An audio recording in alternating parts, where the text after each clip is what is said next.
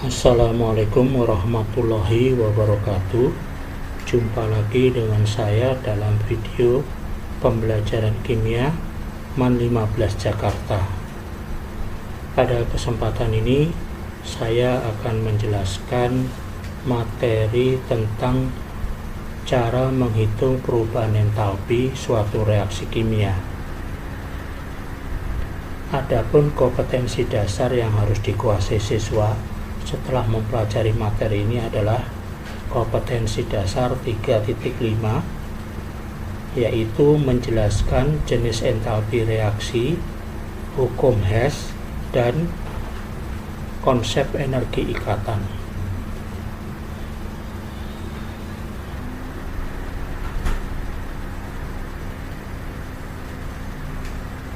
Penentuan perubahan entalpi suatu reaksi kimia dapat dilakukan dengan 4 cara, yaitu yang pertama, menggunakan kalorimeter, suatu alat yang menerapkan sistem terisolasi, yaitu sistem yang tidak memungkinkan terjadinya pertukaran energi maupun pertukaran materi. Perubahan kalor yang terjadi di dalam kalorimeter dihitung menggunakan rumus Q sama dengan M kali C kecil kali delta T, atau Q sama dengan C besar kali delta T, di mana Q sama dengan kalor reaksi, satuannya joule, kemudian C kecil adalah kalor jenis zat, satuannya joule per gram per derajat Celcius. C besar adalah kapasitas kalor, satuannya joule per derajat Celcius. Kemudian M adalah massa zat, satuannya gram. Dan delta T adalah perubahan suhu, satuannya derajat Celcius. Jika Q sudah dihitung dan ketemu hasilnya, maka untuk menghitung perubahan delta H-nya dihitung dengan rumus delta H sama dengan Q dibagi jumlah mol zat. Itu perhitungan perubahan entalpi menggunakan kalorimeter. Kemudian cara yang kedua adalah menggunakan hukum Hess. Istilah Hess diambil dari nama seorang ahli kimia berkebangsaan Perancis, yaitu Henry Hess, yang mengatakan perubahan entalpi suatu reaksi kimia tidak bergantung pada jalannya reaksi, tetapi bergantung pada keadaan awal dan keadaan akhir reaksi kimia tersebut.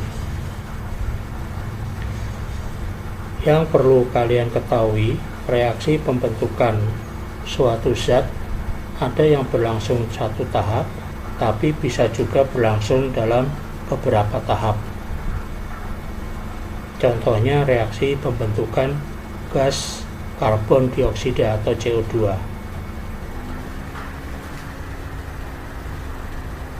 Reaksi pembentukan gas CO2 yang dalam satu tahap itu persamaan reaksinya adalah C dalam fase solid bereaksi dengan gas O2 membentuk gas CO2.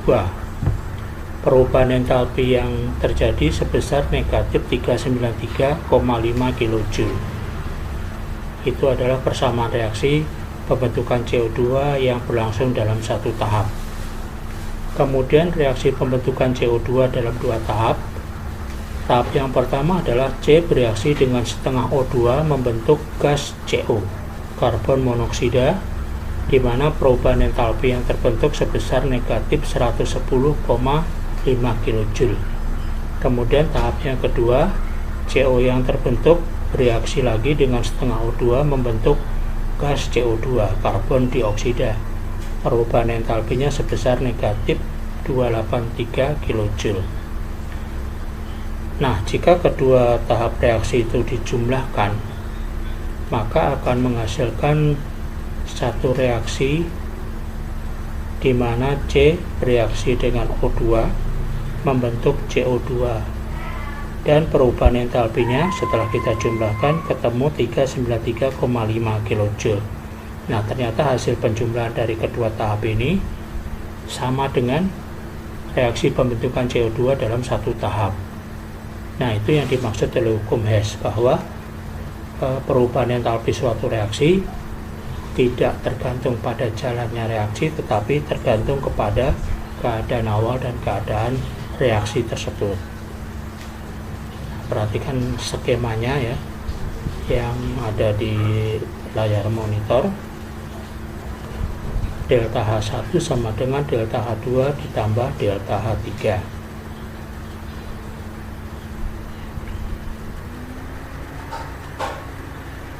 Ciri-ciri dari soal perhitungan delta H menggunakan hukum Hess, biasanya kita disediakan beberapa data persamaan termokimia. Lalu kita disuruh menghitung delta H suatu reaksi yang ada hubungannya dengan data-data persamaan termokimia yang sudah disediakan tadi. Contohnya, diketahui beberapa perubahan entalpi dari reaksi-reaksi berikut. Reaksi yang pertama adalah reaksi CS2 dengan 3O2 menghasilkan CO2 plus 2SO2. Perubahan entalpinya sebesar negatif 1110 kJ. Reaksi yang kedua, data reaksi yang kedua, penguraian CO2 menghasilkan C dan O2, perubahan entalpinya sebesar positif 394 kJ. Kemudian data reaksi yang ketiga adalah reaksi penguraian SO2 menjadi S dan O2, perubahan delta H-nya sama dengan positif 297 kJ. Berdasarkan data di atas, maka perubahan entalpi untuk reaksi C plus 2S menghasilkan CS2 itu delta H-nya berapa? Nah, itu adalah salah satu ciri dari reaksi, menghitung perubahan delta H menggunakan hukum Hess. Untuk menyelesaikan soal perhitungan delta H menggunakan hukum Hess, kita harus memperhatikan letak dan jumlah zat-zat yang terlibat dalam persamaan termokimia yang dipersoalkan. Persamaan termokimia yang dipersoalkan adalah C bereaksi dengan 2S menghasilkan CS2, delta H-nya berapa? Nah, itu adalah persamaan termokimia yang dipersoalkan. Nah, jika kita cermati dalam persamaan termokimia yang dipersoalkan tadi, terdapat unsur C sebanyak 1 di sebelah kiri anak panah, kemudian unsur S sebanyak 2 di sebelah kiri anak panah, dan senyawa CS2 sebanyak 1 di sebelah kanan anak panah. Nah, data-data persamaan termokimia yang disediakan harus disesuaikan dengan letak dari zat-zat yang ada di dalam persamaan termokimia yang dipersoalkan ya. Kalau letaknya tidak sama, berarti reaksinya harus kita balik. Jika reaksinya dibalik, maka tanda perubahan delta H-nya juga harus dibalik. Itu adalah cara menyelesaikan soal menghitung perubahan delta H menggunakan hukum Hess. Nah, cara yang ketiga menghitung perubahan entalpi suatu reaksi kimia adalah menggunakan data perubahan entalpi pembentukan standar atau delta H0F. Rumus untuk menghitung delta H suatu reaksi menggunakan data perubahan entalpi pembentukan standar delta H0F adalah jumlah perubahan entalpi pembentukan standar zat-zat di sebelah kanan anak panah dikurangi jumlah perubahan entalpi pembentukan standar zat-zat di sebelah kiri anak panah. Delta H reaksi sama dengan jumlah delta H0F zat-zat sebelah kanan dikurangi jumlah delta H0F zat-zat sebelah kiri. Nah, ini rumus menghitung perubahan entalpi reaksi menggunakan data perubahan entalpi pembentukan standar ya. Cara yang keempat menghitung perubahan entalpi suatu reaksi adalah dengan menggunakan data energi ikatan antar atom. Rumus untuk menghitung perubahan entalpi suatu reaksi menggunakan data energi ikatan antar atom adalah jumlah energi ikatan antar atom zat-zat di sebelah kiri anak panah dikurangi dengan jumlah energi ikatan antar atom zat-zat di sebelah kanan anak panah. Rumusnya delta reaksi sama dengan jumlah energi ikatan zat-zat sebelah kiri dikurangi jumlah energi ikatan zat-zat di sebelah kanan. Ya, itulah 4 cara yang digunakan untuk menghitung perubahan entalpi suatu reaksi kimia. Ya. Nah, untuk menerapkan 4 cara tersebut, mari kita coba terapkan dalam soal latihan berikut ini ya. Soal yang pertama, sebanyak 100 ml larutan asam klorida, konsentrasinya 1 m 1 mol per liter, bereaksi dengan 100 ml larutan natrium hidroksida, konsentrasinya 1 m pada suhu 25 derajat Celcius. Kemudian suhu tertinggi yang didapatkan dari campuran kedua larutan tersebut adalah 34 derajat Celcius, di mana kalor jenis dari larutan yang terbentuk adalah 4,2 Joule per gram per derajat Celcius. Nah, hitunglah berapa perubahan entalpi dari reaksi tersebut.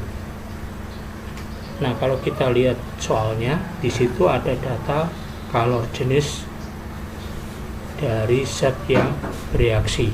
Berarti soalnya adalah menghitung perubahan entalpi suatu reaksi menggunakan kalorimeter ya, karena di situ ada data kalor jenis dari suatu larutan. Kemudian soal yang kedua, diketahui beberapa perubahan entalpi dari reaksi berikut ini. Reaksi yang pertama adalah CS2 direaksikan dengan 3O2 menghasilkan CO2 dan 2SO2. Perubahan entalpinya sama dengan negatif 1110 kJ. Kemudian data reaksi yang kedua adalah reaksi penguraian CO2 menjadi C dan O2. Perubahan entalpinya sama dengan positif 394 kJ. Kemudian data reaksi yang ketiga adalah penguraian SO2 menjadi S dan O2. Data perubahan entalpinya sama dengan plus 297 kJ. Berdasarkan data di atas, maka perubahan entalpi untuk reaksi C dengan 2S menjadi CS2 adalah berapa?